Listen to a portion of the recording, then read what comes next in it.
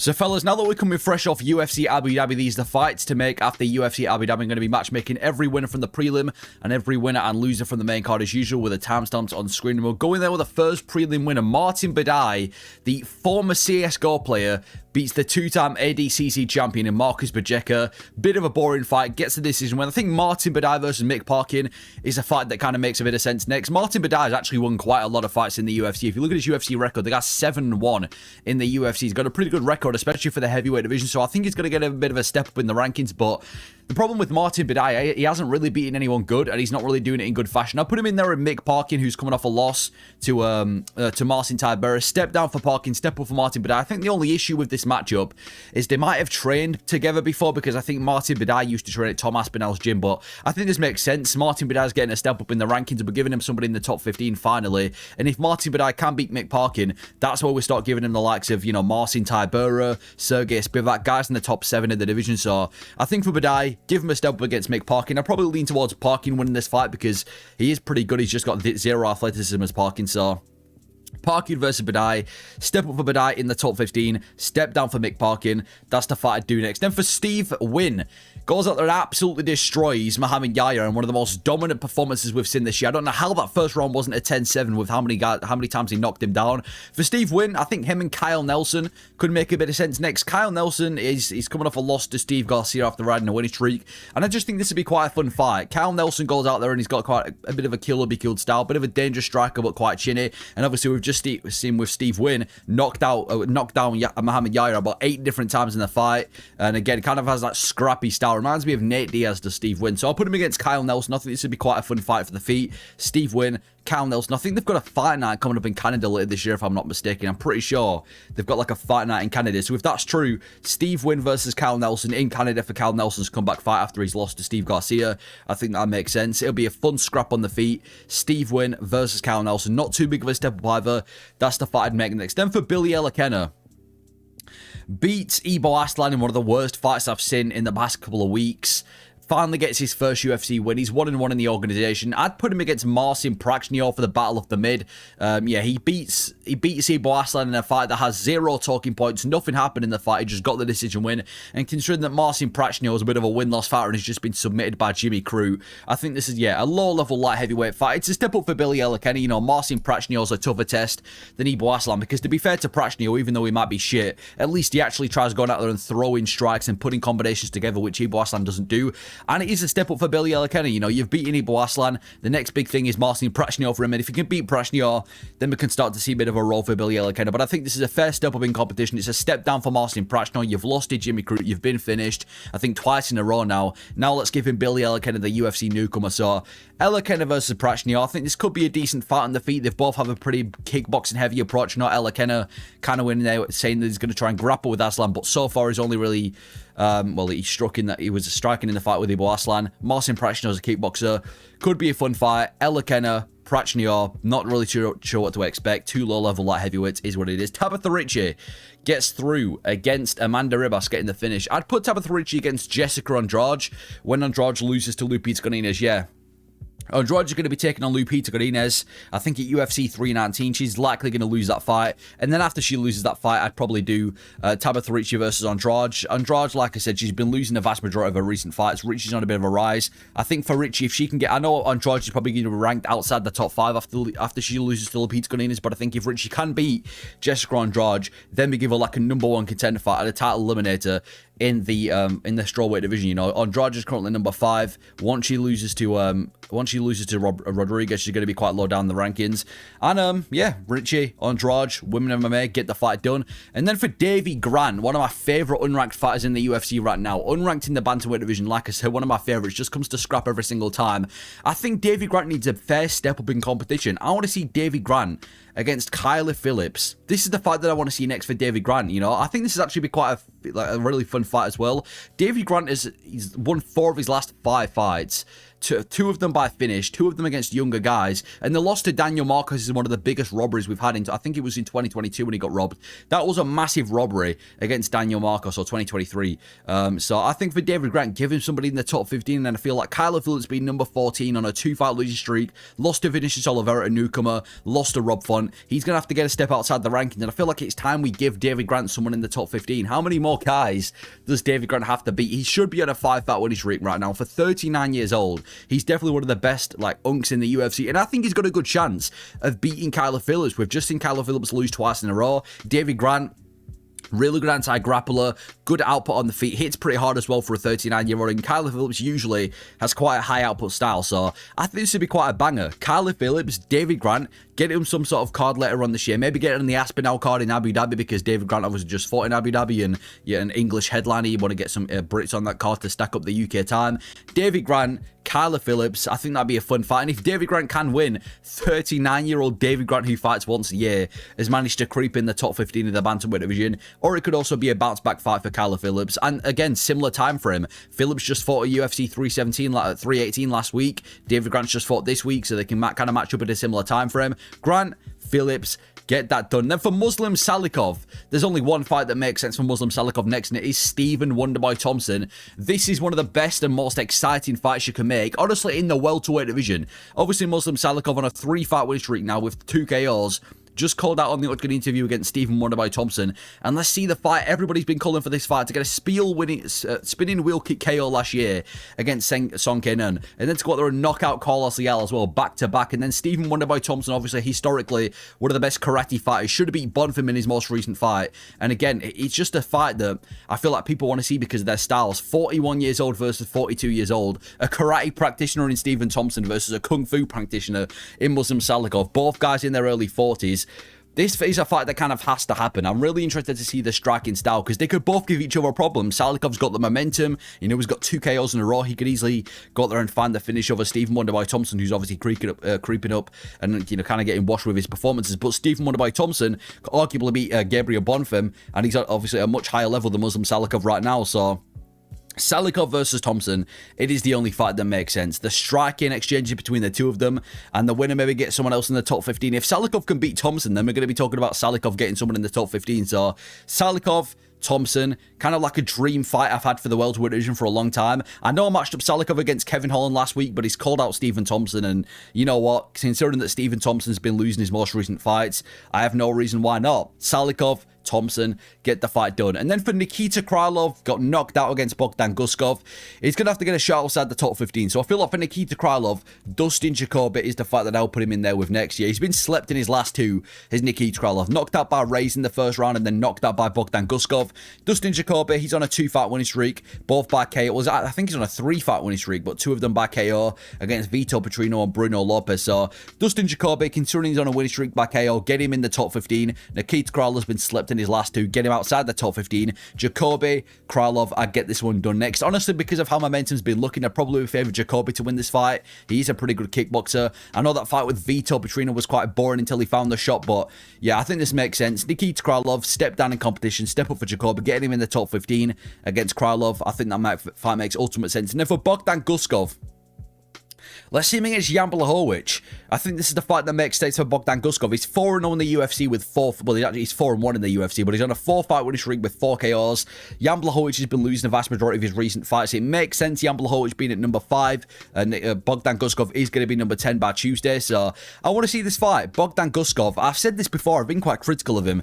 He hasn't really impressed me with his performances, but I can't lie, he's going out there and starching people, so I think it's only fair we give him the step up in competition. And obviously Jan Blachowicz, former champion, arguably beat Carlos Ulberg in his last fight, but he's still around in the top 5. Let's get the fight done. This is the fight where we really see if Bogdan Guskov is legit, because if he can go out there against Jan Blachowicz, who again is still one of the top light heavyweights, and he can, you know, get the finishing rate up and finish Jan Blachowicz, he's going to be like a fight away from a title shot for Bogdan Guskov, which is going to be massive. And obviously for Jan Blachowicz, I do believe he's the better fighter from Bogdan Guskov. I think he's the better wrestler. I do think he's the better striker, especially after his most recent fight with Ulberg, which he probably should have won. But, you know, he's getting up there in age, so if he can prove that he can still beat one of these young guys in Bogdan Guskov, it's going to be big for him too. So Guskov versus Jan Blachowicz later on this year.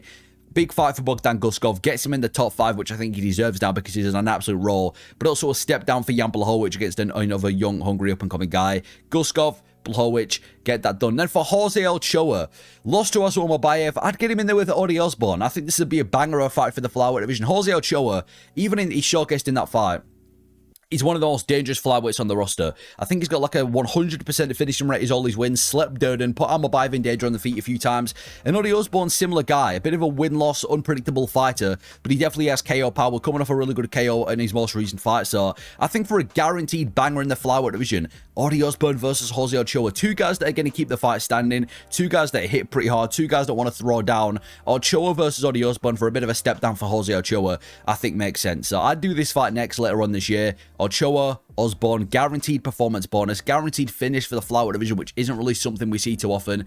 Get the fight done. Ochoa versus Osborne. And then for Azor Mabayev, he called out Joshua Van, which is a waste of a call out. Why the hell would they do you versus Joshua Van when Joshua Van's going to fight Pantoja? So he wasted his call out. Negative marketing. I'd do Azor Mabayev versus Alex Perez. This is the fight I'd do next for Amabayev. He was on a bit of a roll in the UFC. Was Amabayev obviously loses to Manel Cap, and he just picked up one of Jose Ochoa. Perez lost to Tyra, but knocked out Nicolau last year. And considering that Alex Perez is number 8, just one ranking above Amabayev, I think it's fair for Amabayev. We're not going to give him too big of a step up in competition because, I mean, to be fair, he beat Jose Ochoa, who was 1-1 in the UFC. He hasn't really beaten anyone else currently in the top 15.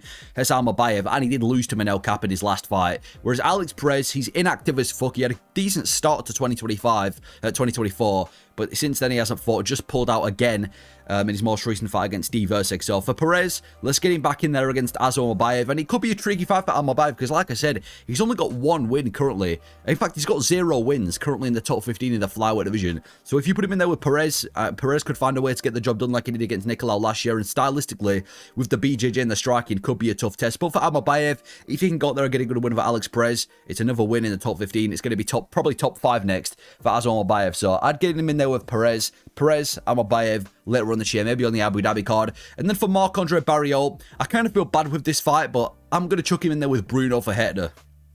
Yeah, Marc-Andre Barriault, he's been losing the vast majority of his recent fights. Ferreira's got a bit of momentum, sleeping people. And let's be honest, I do kind of feel bad. It is a bit of a free highlight reel for Bruno Ferreira that I'm giving him. I could see Bruno Ferreira going out there and getting a submission win. I could see Ferreira going out there and starching him. But to be fair to Marc-Andre Barriault, you know, he was only like a fight ago when he absolutely slept Bruno Silva. So, but Marc-Andre Barriault, Bruno Ferreira, I'd get that done. Step down for Marc-Andre Barriault, step up for Bruno Ferreira. Like I said, likely going to give Bruno Ferreira another highlight reel, but it gives Ferreira momentum. We need to build these up-and-coming middleweights. If Ferreira can go out there and knock out Marc-Andre Barriault, or at least finish him, it's going to be on a 3-fight finishing streak. It's going to be the top 15 next for Bruno Ferreira. But if Marc-Andre Barriault can pull through and beat Bruno Ferreira, then he's back in the winning column and just shut down a good middleweight prospect. So, Barriault, Ferreira, kind of to build the name of Bruno Ferreira, but I still think it's a fairly, you know, it could be an exciting fight because both of them tend to be in exciting fights. Get that fight done. Then for Shagamagomedov, I'd do Shagamagomedov versus Marvin Vettori next. I think this would be quite a banger fight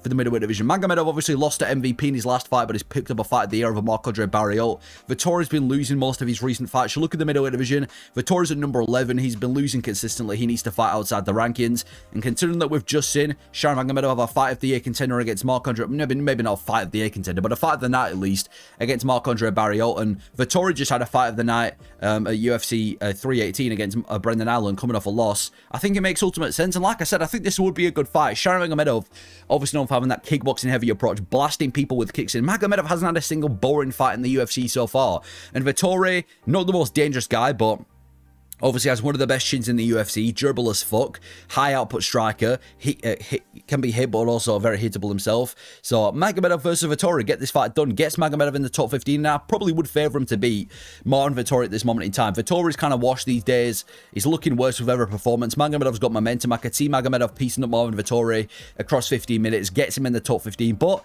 Vettori could pull through, get the job done against Magomedov, especially with the wrestling as well that Vettori has, because he has got decent wrestling, even though he hasn't really shown it in a long time. So Magomedov, Vettori, get that fight done. Again, similar to the time frame, or Magomedov just fought, Vettori's just fought. Get that fight done maybe December, later on this year, maybe not early 2026. Get that fight done, Magomedov versus Vettori. Then for Marcus McGee, For Marcus McGee, I'd do him against Bryce Mitchell. Two guys that competed on this card, again with the whole time frame thing. Yeah, obviously Marcus McGee just lost to Petr Yan. Bryce Mitchell just beat Said Nurmagomedov. And considering that Marcus McGee, number 12, probably going to fight down, and we need to get Bryce Mitchell in the top 15, I think it makes sense. I'd be interested to see this fight, the striking of Marcus McGee against Bryce Mitchell, as well as the grappling that we just saw. He kind of struggled with Petr Yan, but there's no shame because Yan's one of the best wrestlers in this division, against the wrestling offense of Bryce Mitchell. I feel like this is a really good fight to test Bryce Mitchell in the bantamweight division, because even in that performance, Marcus McGee proved that he's still one of the best bantamweights in the world. You know, we made it competitive in the first round. I thought he won that first round against Petr Yan. And Bryce Mitchell looks better in the bantamweight division than he did at featherweight. Just beat Said Nurmagomedov pretty comfortably. Bryce Mitchell versus Marcus McGee. Let's get the fight done. If Bryce Mitchell can go out there and dominate McGee with the wrestling, which he has a good chance of doing, then he's in the top 15. He's got some momentum back in the bantamweight division. It's probably going to be top 7 next for Bryce Mitchell. But for Marcus McGee, if he can beat Bryce Mitchell, again, the momentum's going to be on the side of Marcus McGee. He's beat a big name in the bantamweight division. I think it makes sense. Again, both on the same card. Mitchell's coming off a win. McGee's coming off a loss. He's going to have to fight down. Mitchell's going to have to fight up. I like this fight a lot. Bryce Mitchell, Marcus McGee, get the fight done. Then for Petr Yan, there's only one fight that kind of makes sense for Petr Yan next, and it is the winner of Merab and Corey Sandhagen. Yeah, he's just beat Marcus McGee as Petr Yan back in the, well, I say back in the winning column. He's on a 3-fight winning streak now, and in my opinion, it's going to be a title fight next for Petr Yan. 3-fight winning streak against 3 top contenders, and he is a top contender himself next for the belt. And we've obviously got Merab versus Sandhagen recently announced for UFC 320, so whether it's a rematch with Yan and Merab, which probably doesn't entice me too much because he got dominated the first time, or if it's going to be Sandhagen versus Petr Yan, he is the #1 contender. They've already announced Umar he's booked against Mario Batista, which I assume is going to be later on this year, probably November and December. So whoever wins that fight with Merab and Sandhagen, let's get Petr Yan in there. He's on a 3-fight winning streak, and even some of those losses to Petr Yan were questionable too. The O'Malley fight was arguably a robbery. The Sterling fight was arguably a robbery. The only legit loss to Petr Yan has been to Merab, so it was an opportunity for Yan to go out there and rewrite that wrong against Merab, or, you know, rematch Corey Sandhagen, a guy that he's beat before. Either way, I think Yan has earned his title fight. He arguably earned the title fight before the win over Marcus McGee, but now that he's got that extra win, he's on a 3-fight winning streak. He's going to have to fight for the belt. Yan versus the winner of Merab and Sandhagen. Get that fight done. And then for Robert Whittaker, he's now on a 2-fight losing streak. Obviously got brutally finished by Chimaev last year and just took a bit of a dodgy loss. I said dodgy, but I feel like Whittaker's off a beat now. He just doesn't look the same these days. I honestly think a retirement fight isn't that bad of an option for Robert Whittaker. In Australia next year, you might be thinking retirement's too short, but I feel like Whittaker, I don't know what it is, man. He did look off a beat in that fight with Reiner De Ridder. He's on a 2-fight losing streak, and he said before, his only motivation in the UFC now in his final couple of fights is to go and get that belt back. I think it's clear he's not winning the belt again. So for Robert Whittaker, I'd do him in Perth next year, in a pay-per-view early next year, against Brendan Allen. Now, you might be thinking this is a horrible fight for Whittaker. Why would we ever do this? Why would this be a good retirement fight? But you look at the state of the middleweight division. There isn't really any major options left for Robert Whittaker. If you look at the division, Cannonier, he's already fought. He's already fought Paulo Costa. He's already fought Reiner De Ridder. Kopylov and Vittoria coming off losses, so we ain't going to fight those guys. Delite and Hernandez, the winner of that fight, is probably going to get someone in the top 5. The only real option is probably going to be Brendan Allen or Abbas Magomedov, and I preferred the fight with Brendan Allen. And to be fair, I don't mind this fight either too much either, because I think it'd be quite a good fight. Robert Whittaker, I know we looked off a beat in that fight with Reiner De Ridder, but usually has a, you know, a fun striking blitz style, and Brendan Allen just had a fight of the night with Marvin Vittori. So I'd be interested to see this fight, because it's still a tough fight for Whittaker, because Brendan Allen does a really good job on mixing the striking up with the grappling. But if Brendan Allen goes out there and does what he did against Vittori, tries striking with Whittaker, we could see Whittaker showcase the striking. So there just really isn't any major options left for Robert Whittaker in this division. There isn't really any unranked middleweights who are coming off massive wins that can get a shot at Whittaker. I feel like Brendan Allen's the only guy in the top 15 that kind of makes sense from a matchmaking perspective. So let's get the fight done. Still a tough test for Robert Whittaker, but the fact that he arguably pulled through against Reiner De Ridder, I could see Whittaker winning this fight. So Whittaker, Brendan Allen. If you're not going to do it on the pay-per-view next year, if Whittaker's going to be ready to go this year, maybe you get it on the fight night in Perth later on this year.